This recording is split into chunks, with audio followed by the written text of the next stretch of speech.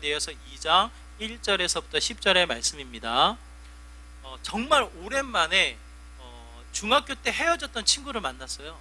그냥 오촌의 이 친척이거든요. 친척 친구이기 때문에 잊을 수 없는, 아주 친하지는 않았지만 친척이었기 때문에 반가운 그런 만남이었거든요. 마침 청주로 이사를 와서 살고 있더라고요. 그래서 연락처가 어머니들 통해서 주어져가지고 제가 연락을 하고 지난주에 만났거든요. 통화를 할 때 너무나도 자연스럽게 반갑다고, 시간의 간격이 분명히 있었음에도 불구하고 전혀 느낌 없이 야자하며 이 반가운 인사를 주고받습니다. 제가 너무나도 당연스럽게 어떻게 지냈냐고, 결혼은 어땠냐고, 애는 어떠냐고 제가 이렇게 질문을 했어요. 어색한 질문이 아니잖아요. 그렇죠? 자연스럽죠? 그렇게 인사를 했는데 그 친구가 대뜸 저한테 하는 말, 뜸을 들이더니 대답을 하기를, 결혼 꼭 해야 하냐? 이렇게 묻더라고요. 여러분 어떻게 반응하시겠어요? 어떻게 지냈냐고, 잘 지냈냐고, 결혼했냐고, 애는 어떠냐고 이렇게 물었더니 뜸을 들이더니 결혼 꼭 해야 되냐? 제가 그 대답을 듣고, 오히려 질문이죠. 그 질문을 듣고 제가 대답이 안 나오더라고요. 그럴 수 있지.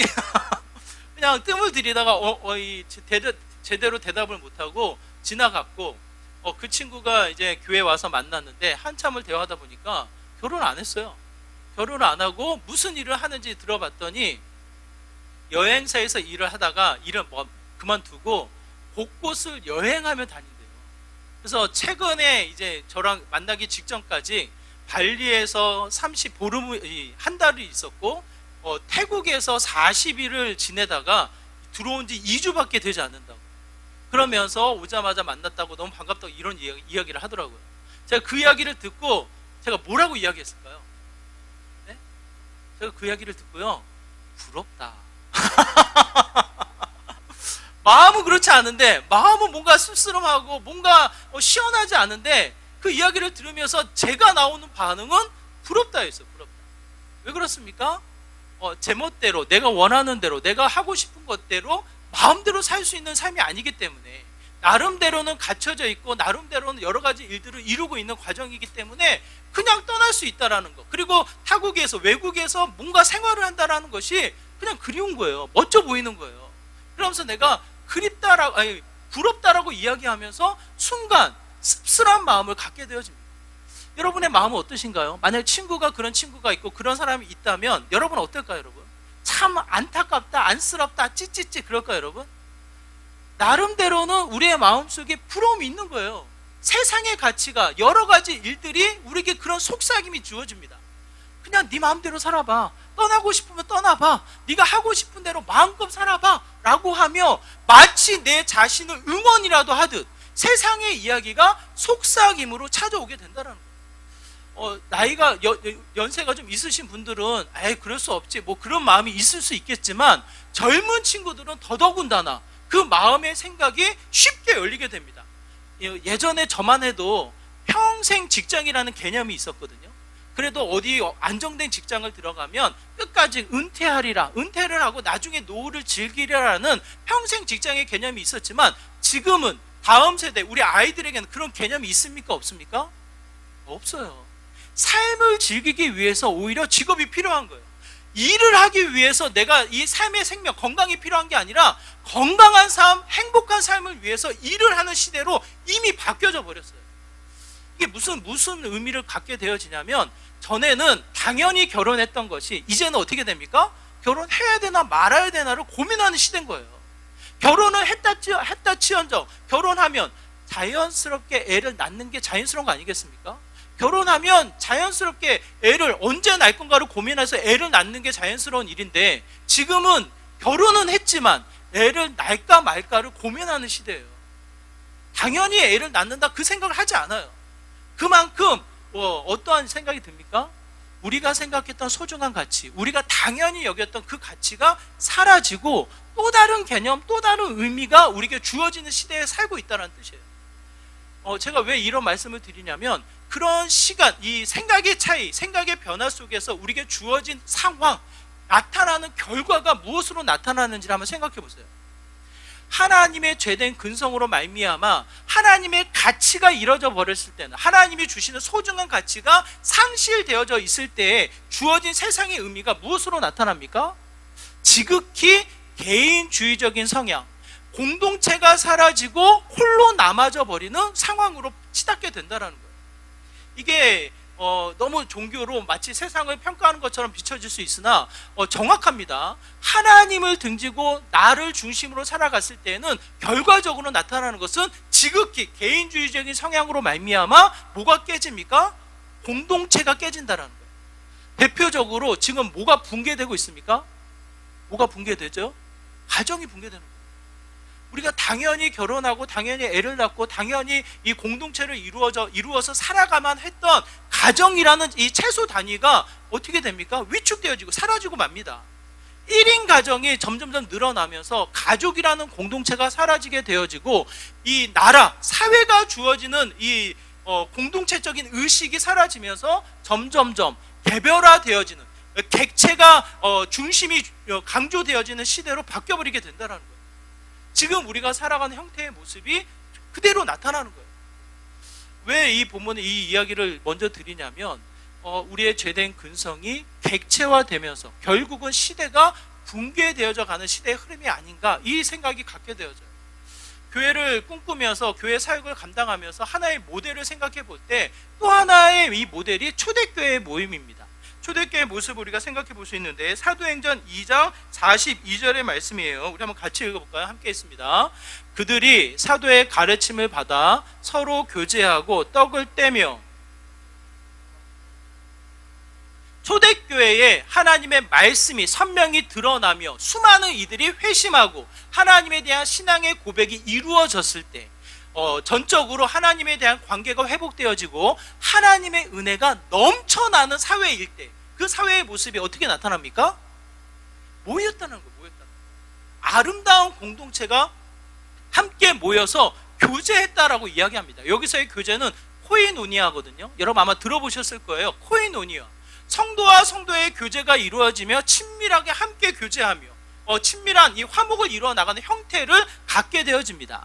하나의 이미지를 우리에게 주는데요. 그 이미지가 떡을 떼며 함께 음식을 나누며 기도에 힘썼다라는 거예요. 저는 교회의 모습이 이와 같은 모습으로 또 한 번 도전받아 회복을 이루어 나가는 과정이 되어야 하지 않을까, 그런 생각이 듭니다. 그럼에도 불구하고 세상이 개별화되어지고 세상이 붕괴되어지면서 교회에도 그 영향이 있습니까? 없습니까? 우리의 죄된 근성이 끊임없이 꿈틀꿈틀 거리는 거예요. 이 죄된 근성이 결국은 분열과 갈등과 다툼을 이루어 나가는 형태를 보게 되어집니다. 성경의 역사를 통해서 우리가 생각해 보면 사무엘 무어라는 선교사님이 이 교회, 우리나라에 와서 사역을 하시는데 교회를 세우거든요. 그 교회가 곤단골 교회, 곤단골 지역의 교회를 세웠기 때문에 이제 그 예전에는 지역의 이름을 따서 교회를 지었거든요. 곤단골 교회에서 그 교회 사역을 시작하셨는데 그 당시의 배경이 1890년도의 배경이니까 아직까지는 사회 계층이 존재하는 시대인 거예요. 양반이 있고 상민이 있고 천민이 있는 거예요. 천민이 대표적인 인물이 누굽니까? 이 동물을 잡아서 동물을 가축을 파는 백정이 천민으로 여겨지는 그런 같은 시대인 거예요. 사회적인 계층으로 인해서 아직까지는 차별이 사회에 남아져 있는 그 같은 상황 속에 사무엘 무어 선교사님이 사역을 합니다. 너무나도 자연스럽게 모여드는 사람들이 누구예요? 모여드는 사람들이 그 각층의 사람들이 모여드는 거예요. 양반이 모이고 상민이 모이고 천민들이 모이는 거예요. 이 한 자리에 모여서 예배를 드리는데 누가 불편합니까? 누가 불편해요? 이 양반이라고 여겨지는 사람들, 나름대로는 사회의 이 권위와 사회의 이 신분을 갖고 있던 사람들이 불편한 거예요. 예전에는 안 그랬는데 왜 교회에 오면 이런 불편함을 느낄까 생각해 보니까 천민들이 같이 예배를 드리는 거예요. 자연스럽게 맨 앞자리는 양반이, 가운데 자리는 상민이, 맨 뒷자리는 천민이 앉아서 예배를 드리게 됩니다. 이러다가 이 교회 직분자를 세우는 일이 생기게 되는데 천민에서 장로님이 세워지는 일이 생기는 거예요. 무슨 일이 벌어집니까? 양반들이 인정을 하지 못하겠다는 거예요. 결국은 1895년도에 그 교회가 쪼개지게 됩니다. 여러분, 우리가 그 지금은 사회계층이 사라지고 차별이라는 것이 얼마나 큰 일인지를 우리가 인식하고 있기 때문에 그 당시의 교회의 이 상황이 얼마나 큰 문제였는지를 우리가 인식하잖아요. 근데 여러분, 그 당시는 그게 문제가 아니었어요. 이미 사회적인 계층이 형성되어져 있던 시기에 교회에서 당연하게 여겨지는 분위기였단 말이에요. 양반이 앞자리에, 이 상민이 중간 자리에, 천민이 뒷자리에 앉는 게 차별로 여겨지지 않는 시대의 모습이었다고요. 그러면 교회에서는 당연하게 양반을 통해서 먼저 직분자가 나오고 교회 질서가 세워져야 합니까? 사회 계층이 그렇고 문제의식이 없다 한들 교회에서 하나님의 가르침은 무엇을 우리가 나타내고 있습니까? 하나님의 가르침은 전혀 그와 같은 모습이 될 수 없다라는 거예요. 세상의 영향, 세상의 이야기는 끊임없이 내 중심적으로 내 상황에 맞춰서 내 생각과 내 감정이 앞세워지도록 이야기하고 있지만 하나님의 말씀의 가치는 덧입혀져서 오히려 하나님의 말씀이 뭔지에 대해서 선명히 우리에게 가르쳐주고 있다는 거예요. 오늘 본문을 통해 우리가 생각해 볼 수 있는 것은 무엇입니까? 모든 계층을 뛰어넘어 아름다운 공동체, 한 몸을 이루어 나가는 연합, 화목을 이루어 나가는 믿음의 공동체가 된다라는 거예요. 하나님이 원하시는 교회, 하나님이 원하시는 모습, 바울을 통해서 우리에게 보여주는 모습이 이와 같습니다. 9절의 말씀인데요, 우리 9절의 말씀 함께 읽도록 하겠습니다. 9절입니다. 함께 읽습니다. 시작. 또 기둥같이 여기는 야고보와 게바와 요한도 내게 주신 은혜를 알므로 나와 바나바에게 친교의 악수를 하였으니 우리는 이방인에게로 그들은 할례자에게로 가게 하려 함이라. 뭐라고 이야기합니까? 친교의 악수를 하였다. 너무 쉽게 우리 악수하는 행위가 너무 쉽게 당연하게 인사하는 하나의 방식으로 여겨지는데요, 여러분, 이 상황은 어떠한 상황이냐면 할례를 받아야 되느냐 받지 말아야 되느냐, 할례인과 무할례자들, 유대인들과 이방인들을 어떻게 이해해야 되느냐에 대한 신학적인 논쟁이 붙은 상황이에요. 이 거짓 사람들이 이 바울을 모함하면서 어떻게 이야기합니까? 할례를 받아야 된다. 할례를 받지 않은 헬라인들은 우리가 받아들일 수 없노라고 철저하게 하나님의 전통이라고 앞세우며 이야기하며 갈등을 조장해 나가는 일을 하게 되어집니다. 그런데 이것을 뛰어넘어 바울을 통해서 우리에게 보여주는 것은 정말 갈등과 다툼과 싸움이 우선되어지는 것이 아니라 우선에서 한 몸을 이루어 나가는 믿음의 형태가 된다라는 것을 가르쳐 이야기하는 거예요. 여러분, 모든 것을 싸잡아서 무조건 친해지면 됩니까? 모든 것을 손잡고 화목하게 지내면 모든 것이 해결이 됩니까? 그렇지 않아요. 분명한 것은 그리스도 안에, 복음의 진리 안에 하나를 이루어 나가는 형태가 된다는 거예요. 반대로 이야기하면 세상의 가치, 세상의 이야기, 세상에서 보여지는 수많은 이들의 모습들은 뭡니까? 거짓과 속임수를 통해서 반드시 그 결과는 뭘로 나타나요? 분쟁과 갈등과 다툼으로 나타나요. 성경을 펼쳐놓고 한번 생각해 보세요. 하나님의 일하심, 하나님의 은혜, 하나님의 가치, 복음으로 이야기되어지는 예수 그리스도의 놀라운 역사의 현장은 무엇으로 나타납니까? 반드시 화목과 사랑과 은혜와 함께 어울려지는 믿음의 현장으로 나타나게 된다는 거예요. 이 4절의 말씀도 동일합니다. 우리 4절의 말씀 한번 같이 읽어볼까요? 함께 했습니다. 4절입니다. 이는 가만히 들어온 거짓 형제들 때문이라. 그들이 가만히 들어온 것은 그리스도 예수 안에서 우리가 가진 자유를 엿보고 우리를 종으로 삼고자 함이로되. 여러분, 창세 전에 창세기를 통해서 처음에 죄가 시작된 부분을 생각해 보시기 바랍니다. 하나님과 첫 인물, 첫 창조물이 화목을 이루며 함께 에덴 동산을 살아갈 때 무엇이 들어옵니까? 거짓과 왜곡이 들어옵니다. 거짓과 왜곡이 들어와서 하나님과 인간의 관계의 화목을 어떻게 해요? 깨뜨려 버려요. 분열을 일으켜요. 갈등을 일으켜요. 죄의 결과는 결국 갈등과 다툼으로 이어지는, 분쟁으로 이루어지는 형태를 보게 된다는 거예요. 정말 우리가 하나님 때문에, 복음 때문에 내가 싸워야 한다. 여러분 한번 가만히 생각해 보세요. 정말 내가 복음 때문에, 하나님의 은혜 때문에, 하나님의 진리 때문에 내가 지금 싸우고 있는가 한번 생각해 보세요. 대부분 그 갈등의 구조, 분쟁의 그 핵심의 요소를 가만히 살펴보면 인간의 죄된 근성이 또 하나의 거짓과 왜곡과 속임수로 나타내서 분쟁을 일으켜 나가는 일들이 너무나도 많습니다. 지금 우리에게 표현되어지는 이 수많은 소식들, 수많은 일들을 보면 참과 거짓이 뒤섞여져 있어요. 어떤 것이 거짓이고 어떤 것이 참이다, 저는 그걸 구분하자는 얘기가 아니에요. 결국 하나님의 가치가 사라진 이 복음이 덮여져서 보이지 않는 상황 속에 거짓과 속임수가 들어와서 나타나는 결과는 전쟁이에요. 분쟁이에요. 다툼이에요. 서로에 대한 혐오와 서로에 대한 비난이 앞세워지고 있다는 뜻이에요. 그게 정말 하나님이 원하시는 뜻일까 생각해 보면 두렵고 떨리는 마음을 갖게 되어집니다. 오늘 본문에 보면 하나님의 일하심이 어떻게 나타납니까? 1절과 2절의 말씀을 통해서 제가 읽어드릴게요. 하나님의 일하심을 여러분이 한번 살펴보시기 바라요. 하나님의 일하심이 이렇게 나타납니다. 1절과 2절입니다. 14년 후에 내가 바나바와 함께 디도를 데리고 다시 예루살렘으로 올라갔나니 계시를 따라 올라가 내가 이방 가운데서 전파하는 복음을 그들에게 제시하시되 유력한 자들에게 사사로이 한 것은 내가 다름질하는 것이나 다름질한 것이 헛되지 않게 하려 함이라. 하나님의 일하심이 보이십니까? 하나님이 어떻게 하셔요? 누구를 보냅니까? 바울을 어디로 보내요? 이게 한글이거든요, 여러분. 이게 어렵지 않거든요. 가만히 살펴보면 하나님 일하심이 보여요. 하나님이 어떻게 일을 하십니까? 바울이 1절 내가 바나바와 디도를 데리고 예루살렘에 갔다. 근데 왜 갔어요? 누구 때문에 갔어요? 자신의 의지, 자신의 생각, 자신의 계획으로 간 게 아니에요.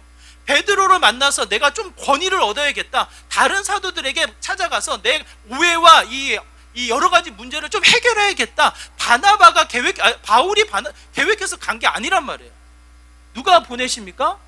하나님이 보내시는 거예요. 하나님. 계시를 통해서 알게 하시고 바울로 하여금 보내셨다라는 거예요. 그 시간이 몇 년입니까? 14년이에요, 여러분. 제가 지금 저희 교회 온 지가 6년 차 들어가거든요.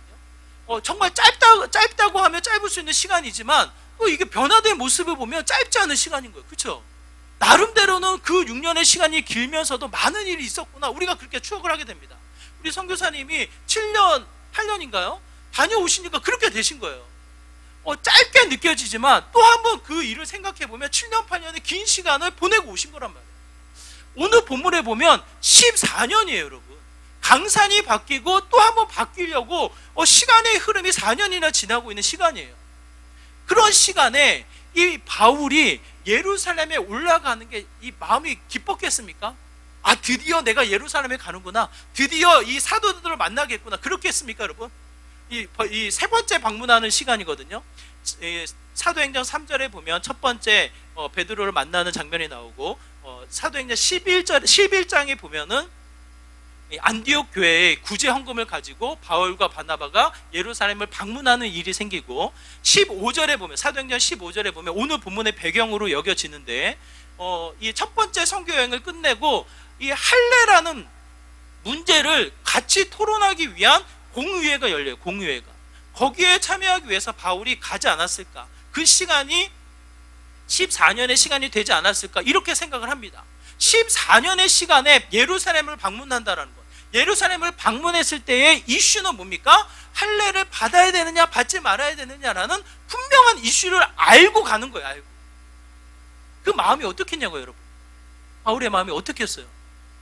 나름대로는 불편하지 않겠습니까? 불편하고 뭔가 풀어야 되는 문제를 굳이 가서 풀어야 되는 이 부담감이 있는 이 자리인 거예요. 물론 자기는 선명하지만 그럼에도 불구하고 다른 이들을 만나야 되기 때문에, 다른 생각을 가지고 있는 이들을 만나야 하기 때문에 결코 그 마음이 편하게만 여겨지지 않는 상황이지 않을까, 그 생각을 하게 됩니다. 그럼에도 불구하고 바울이 어떻게 합니까? 공적인 자리에서 어떻게 해요? 자신의 입장을 토합니다. 하나님의 뜻에 따라 내가 이와 같이 일을 했노라고 토하고, 더 나아가 사사로이 행했다라고 이야기해요. 유력자들, 그 당시의 지도자들, 그 당시의 리더들을 사사로이 어떻게 해요? 개인적으로 찾아가서 일일이 이야기하며 자신의 상황을 설명하고 있는 거예요. 여러분, 바울이 어떤 자입니까? 바울은 학적으로나 사회적인 직분 위치로나 나름대로는 명성과 명예와 권위를 가지고 있던 자였어요. 그럼에도 불구하고 철저히 주객이 전도되어져서 이제는 사도들을 쫓아다니며, 그 당시에 리더들을 쫓아다니며 자신의 상황을 소개하고 있다는 거예요. 이 모든 상황을 우리가 생각해 보면 불편한 만남, 불편한 상황, 자신의 오해를 풀기 위해서 부담스러운 자리를 어떻게 해요? 본인 스스로가 하나님의 뜻을 알아 스스로가 찾아 나서는 일을 하고 있다는 거예요. 자, 반대로 요즘 세상에 한번 생각해 보시기 바라요. 불편한 사람이 있어요. 불편한 일이 생겼어요. 여러 가지에 너무 부담스러워. 여러분 어떻게 하시겠어요? 여러분의 상황을 어떻게 하시겠어요? 직장이나 뭐 가족들이나 뭐 지인들 중에 이 사람을 만난 게 너무 불편한 일이 생겨버렸어요. 그럼 여러분 어떻게 하시겠냐고. 아마 대부분의 사람들은 안 만나면 끝나는 거예요. 피하면 되는 거예요. 굳이 이 불편한 만남을 가져가지고 내가 무슨 유익, 무슨 얻을 것이 있다고 이 사람을 만나서 내가 오해를 풀겠어. 그냥 내 멋대로 사는 거지 그냥 머물러 있는 거예요. 관계의 회복, 어떠한 이 오해를 풀기 위한 애씀, 그런 것들이 이미 이 시대가 어떻게 됩니까? 이 불필요한 에너지를 낭비하는 일로 돼버렸단 말이에요. 그런데 오늘 하나님의 일하심은 굳이 바울을 세우셔서 공적인 자리에, 개인적인 자리를 찾아 나서며 자신의 상황을 설명하게끔 이 바울을 보내는 장면을 우리에게 보여주고 있습니다. 이 상황을 통해서 우리가 또 한번 기억하시는 것은 하나님의 은혜, 하나님이 원하시는 삶의 모습은 무엇일까요? 이렇든 저렇든 여러 가지 사회의 모습 속에 분쟁과 갈등과 다툼이 없을 수가 없습니다. 왜 그래요? 나랑 다른 사람이 너무나도 많기 때문에. 그런 세상 속에 세상의 속삭임은 뭡니까? 세상의 속삭임은 네가 원하는 대로 해. 네가 너 안에 너의 소리를 가만히 들어봐. 그 안에 답이 있을 거야. 이렇게 속삭인단 말이에요. 그러면서 우리에게 또 한번 뭘 이야기합니까? 하나님의 관심, 하나님의 말씀, 하나님의 뜻보다는 내 자신에게 충실하라는 거예요. 내가 느끼는 감정에 충실하라는 거예요. 그게 세상이 우리에게 이야기하는 속삭임이에요. 속삭임. 얼마나 편합니까? 내가 원하는 대로 일하고, 내가 원하는 대로 먹고, 내가 원하는 사람만 만나고, 내가 원하는 시간만 보내면서 내 편하게 살면 되는 거지. 굳이 이 불편한 사람들, 굳이 만나도 되고 안 만나도 되는 사람들을 만날 필요가 뭐가 있냐라고 생각하며 시간 아끼고 에너지 아끼며 물질 아끼며 살아가는 게 세상의 속삭임이에요. 세상의 속삭임. 근데 이상하죠, 여러분? 그렇게 살아가 보아도 나머지 우리가 느끼는 것, 누려지는 것은 뭡니까? 허전함이에요. 허전. 그 친구가 1시간 반, 2시간 저랑 이야기하다가 헤어지는데 그 친구가 하는 말이 그러더라고요. 너는 안정된 삶을 살잖아. 이렇게 이야기하더라고요. 그 안정된 삶이 뭘까? 제가 생각해 봅니다. 제가 우리 소득이 많습니까? 많은 것을 누립니까? 많은 것을 갖췄습니까? 그렇지 않잖아요. 그 사람이, 그 친구가 나를 봤을 때는 안정적인 삶을 사는 거예요. 아, 이게 뭘까? 또 그 친구와 나와의 관계 속에서 이 차이점은 뭘까를 제가 생각했을 때 저는 뭐예요? 이렇든 저렇든 정말 저랑 소유를 한번 따져보실 분 계십니까, 여러분? 누가 더 많은지, 누가 더 평화로운지, 누가 더 자랑할 게 많은지. 여러분 그냥 앞에서 있어 보이죠? 저 그렇지 않아요. 똑같아요, 여러분. 다만 제가 그 친구 앞에서 뭔가 이야기할 수 있는 것은 이런 거였어요.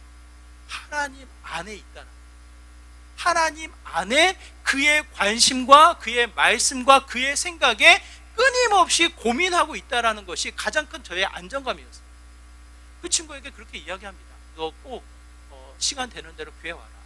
내가 너에게 줄 수 있는 건 정말 교회밖에 없다. 그 친구 교회 한 번도 안 다녀본 친구예요.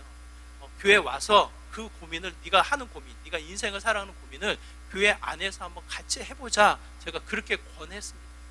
뭡니까, 여러분? 하나님 안에 있는 것과 하나님 밖에 있는 것의 모습은 전혀 달라요. 제멋대로 멋지게 뭔가 살아가는 건 쉽지만 그 마지막의 모습은 허전함과 공허함과 뭔가 찾지 못하는 불안감이에요. 지금 미디어에서 보여지는 수많은 방송들 한번 보십시오. 짝을 찾는 이 프로그램이 많습니다. 혼자 싱글들이 살아가는 라이프 스타일, 자신의 삶의 모습을 보여주는 이 프로들이 많습니다. 마치 그것을 보면 맛있는 거 혼자 먹고 하고 싶은 거 제멋대로 하면서 잘 사는 것 같지만 그들의 마지막 끝자락의 모습은 뭡니까?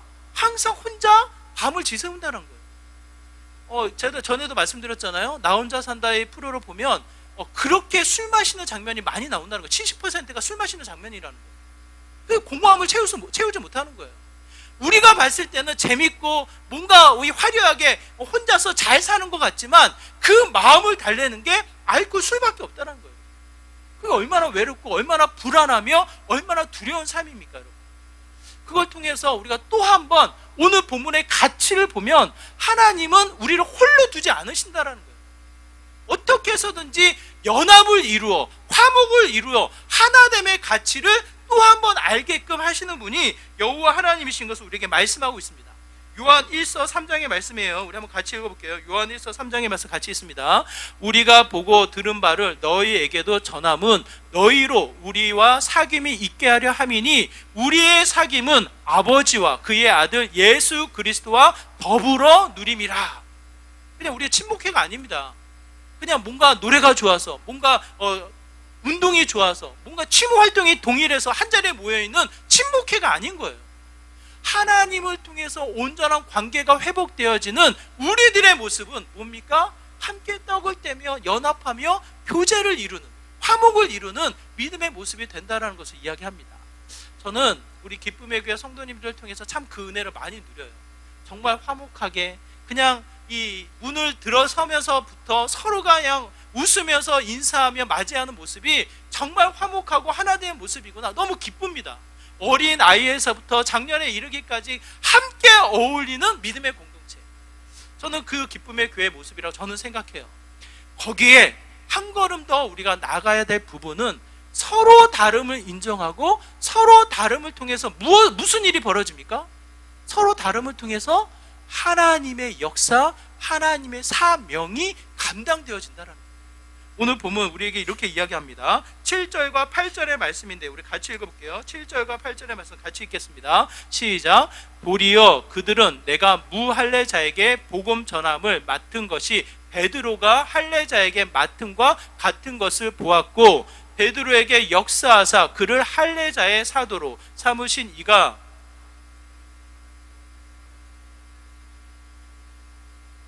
아멘. 뭐라고 이야기합니까? 베드로와 바울을 비교해서 이야기하는 거예요. 베드로는 할례자에게, 이 바울은 무할례자에게, 베드로는 유대인들에게, 바울은 누구에게?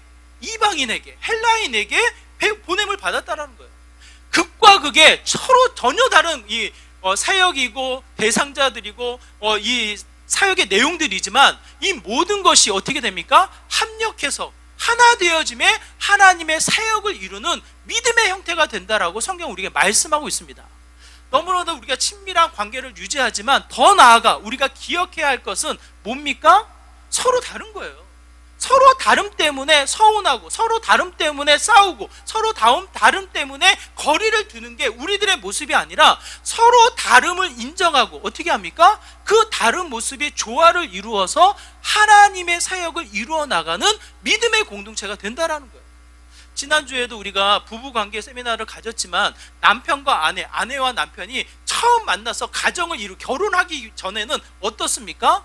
서로 전혀 다른 부분이 서로 도와가며 마치 아름다운 조화를 이룰 것만 같이 여겨져서 결혼을 하잖아요.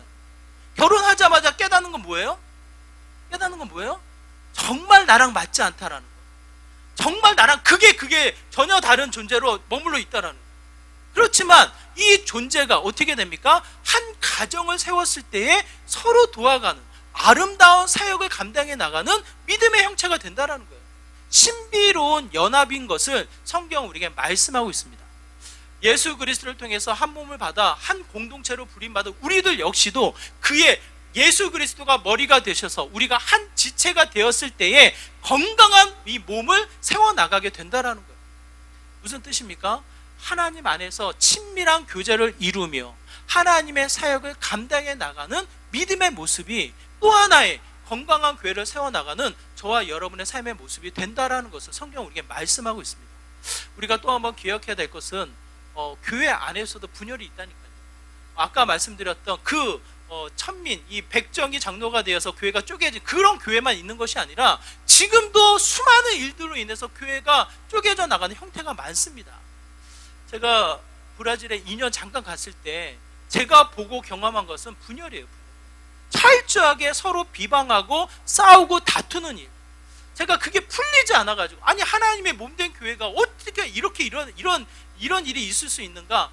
풀리지 않아서 그 현지 목사님을 찾아가서 같이 이야기 나누고 같이 고민하는 그런 일이 있었거든요. 근데 그분의 이야기가 그래요. 이민교회의 역사는 분열로 시작된다. 아니, 하나님은 한 분이시고 성경책 한 권 가지고 같은 이 믿음의 사랑으로 예배를 드리는데 왜 그렇게 교회가 분열이 됩니까? 왜 달라지고 이 교회가 잘라지게 쪼개지게 됩니까? 여러분 기억하시기 바라요. 그 자리는 하나님의 사역이 없다고 저는 생각을 합니다.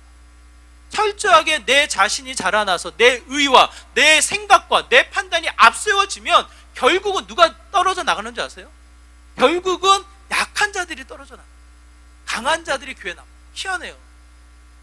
교회에 지키겠다라고 남아있는 분들은 우리가 생각했을 때 그냥 마음이 쉽게 이해되지 않는, 쉽게 공감되지 않는 이 이기적인 마음으로 교회를 지킨답시고 앉아있는 분들이고, 떠나가는 분들은 선한 사람들이 많이 떨어져 나가게 되어져 있어요. 그러다 보니까 그분들이 나가서 또 교회를 세우게 되어져요. 정말 속상하고 아픈 일들을 이민교회의 역사의 현장이라고 제가 보고 듣게 되어집니다. 그러면서 제가 또 한번 한국교회를 통해서 결심하게 되는 것은 분열과 다툼이 교회에서 나타나지 않았으면 좋겠어요. 여러분, 분열과 다툼과 갈등의 속삭임은 저는 반드시 사단의 유혹이라고 저는 생각합니다. 하나님의 말씀, 하나님의 가치, 선한 전쟁, 저는 이 시대는 없다고 생각을 해요. 그러면 뭡니까? 철저하게 그 가치를 지켜나가는 게 저와 여러분의 삶의 모습이 아닐까. 결국은 다름을 인정하고 그 다름이 다르다고 해서 쪼개져 나가는 것이 아니라 같이 공존하면서 어떻게 합니까? 어떻게 해야 됩니까? 다름은 어떻게 해야 돼요, 여러분? 오늘 코이노니아라는 이 단어가 여러 가지 의미를 함축하고 있어요. 고린도 후서 9장 13절의 의미도 함축하고 있는데 이렇게 기록되어 있습니다. 같이 읽을게요. 함께 있습니다. 시작. 이 직무로 증거를 삼아 너희가 그리스도의 복음을 진실히 믿고 복종하는 것과 그들과 모든 사람을 섬기는 너희의 후한 연보로 말미암아 하나님께 영광을 돌리고, 이 연보라는 단어를 쉽게 표현하면 이렇습니다. 쉬운 성경이에요. 다시 한번 읽을게요. 시작. 여러분이 내 구제 헌금은 여러분이 그리스도의 복음을 믿고 순종한다는 것과 여러분이 그들이나 다른 모든 사람들을 너그럽게 도와주었다라는 증거이므로 그들이 하나님께 영광을 돌리게 될 것임입니다. 코이노니아라는 단어를 똑같이 사용하고 있습니다. 이게 무슨 뜻이에요? 침묵하고 같이 교제하며 하하 우호 웃으면서 끝나는 것이 아니라 서로 다름을 인정하고 어떻게 해요? 서로 도와가며 아름다운 공동체를 세워나가는 건강한 모임이 이루어지게 된다는 거예요. 저는 기쁨의 교회가 또 한 번 초대교회의 의미를 부여잡아 하나님의 말씀의 가치가 살아있는 믿음의 공동체가 되기를 간절히 소망합니다. 그게 뭡니까, 여러분? 다름을 인정하고 서로 도와가며 하나 되어지는 연합체, 아름다운 교회를 세워나가는 게 저와 여러분의 모습인 거예요. 가정도 마찬가지입니다. 아내와 남편이 서로 다르다고 해서 등 돌리고 각방 쓰고 먹는 것도 서로 따로 먹으며 대화가 없다면 그게 가정입니까, 여러분? 우리 교회는 그런 가정이 없어서 너무 감사해요, 진짜. 싸울지언정 대화는 한단 말이에요. 서로 비난할지언정 우리 교회의 모습들을 보면 정말 남편분들이 아내에게 남편분들이 서로 친밀하게 교제하고 장난도 잘 치시면서 가정의 화목을 이루시는 것 같아요. 이게 똑같아서 그렇습니까? 저는 그렇지 않거든요. 저와 아내부터가 다르거든요. 다르다라는 전제를 가지고 돕는다라는 개념이 포함되어질 때 무슨 일이 벌어집니까? 하나님의 가정, 내가 원하는 가정이 아니라 하나님이 원하는 가정, 하나님이 뜻하는 가정을 세워나가는 믿음의 출발점이 된다는 거예요. 정말 이 시대가 무엇이 부족합니까? 그냥 속삭여서 너만 봐, 너가 좋아하는 것만 해, 너가 최고야, 네 안에 답이 있어, 속삭이면서 자신을 주목하지만 다른 사람을 보지 않아요. 하나님을 보지 않아요.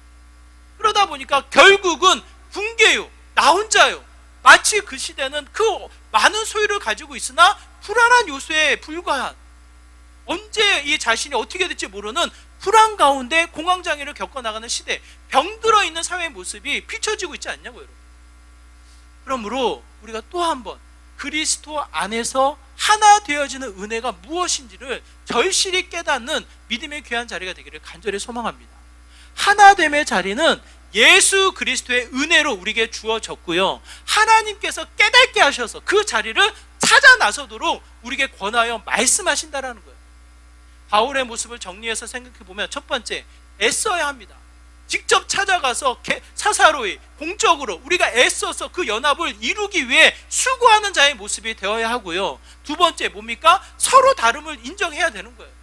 철저히 서로 다름을 인정하고 저 사람은 나와 달라, 저 사람과 같이 안 지내야지, 그게 아니라 다름을 인정하고 다른 사람을 존중하는 거예요. 존중. 무시하는 게 아니라 존중하고, 그 다음에 뭡니까? 내가 가지고 있는 달란트, 나의 은사를 통해서 도우며 연합해서 아름다운 하나의 관계를 세워나가는 게 오늘 우리에게 보여준 초대교회의 모습이 아닌가, 그런 생각이 들어요.